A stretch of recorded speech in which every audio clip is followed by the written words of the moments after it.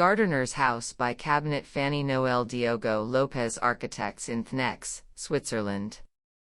The project is conceived in dialogue with the forest of Belle Idee, which is partially present to the north of the site and has gradually been cleared to make way for agricultural fields and collective housing.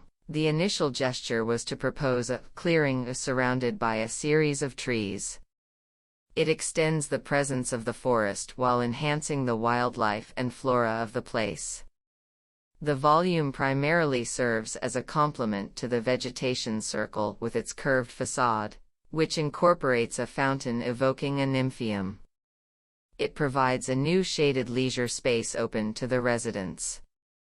This gesture is reinforced by the presence of a lantern on the roof, which appeals to the passers-by and accentuates the figurative quality of the volume. The scale and the composition of the facade suggest that it is the last house in the residential neighborhood. Its uniqueness lies in the inversion of the conventional construction order.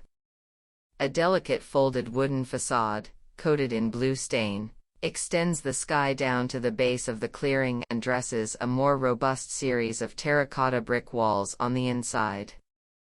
A beam structure, resembling a pergola, filters the zenithal light that illuminates the workshop spaces.